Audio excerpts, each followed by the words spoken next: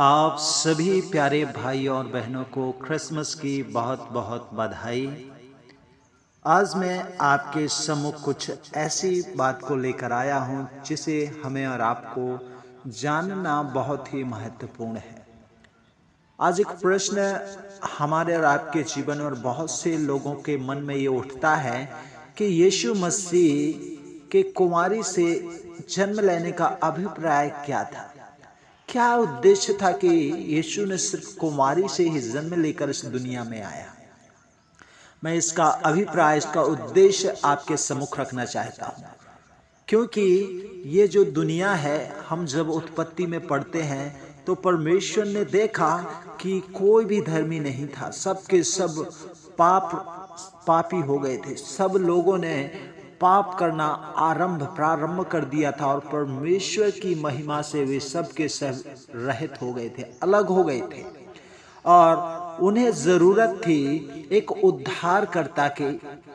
और राजा दाऊद अपने भजन में कहता है कि परमेश्वर ने स्वर्ग से देखा, कोई भी धर्मी नहीं, एक भी परमेश्वर को खोजने वाला इस दुनिया में नहीं रहा था। और ऐसी अवस्था में, ऐसे समय मनुष्य को जरूरत थी एक उद्धारकर्ता की, जो उन लोगों को पापों से छुड़ाकर उद्धार दिला सके। और इसीलिए उद्धारकर्ता का शुद्ध और सक्षम होना बहुत ही महत्वपूर्ण था, आवश्यक था। और इसका सिर्फ एक ही उपाय था जिसके द्वारा प्रभु यीशु मसीह पाप रहित स्वभाव में मनुष्य बनकर आ सकते थे, या बोले कि मसीही पाप रहित स्वभाव में मनुष्य बन सकते थे। और यह उपाय था कुंवारी के द्वारा जन्म लेना। और इसी कारण कुमारी मरियम को यीशु के जन्म के लिए चुना गया। मरियम ने भी बिना शंका के परमेश्वर की इस आज्ञा का पालन किया। यीशु के कोई मानवीय पिता नहीं थे, क्योंकि पवित्र आत्मा उसके पिता थे, जिस कारण पापी स्वभाव यीशु मसीह तक नहीं पहुंच पाया। क्योंकि पापी स्वभाव हमारा जो पिता है उत्तराधिकारी से ही प्राप्त होता है।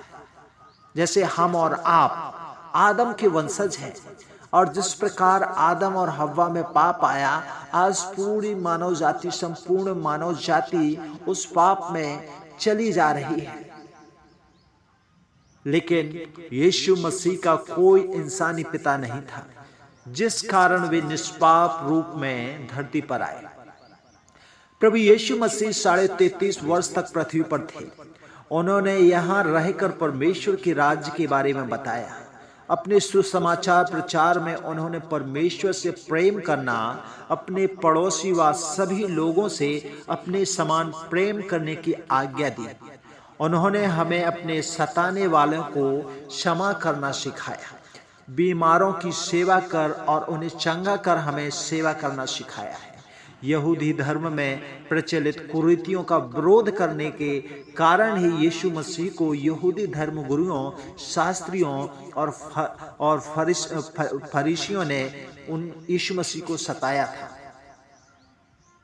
अंत में सारी मानव जाति के पापों को अपने ऊपर लेकर यीशु मसीह बलिदान हो गया, ताकि परमेश्वर पिता की इच्छा पूरी हो सके।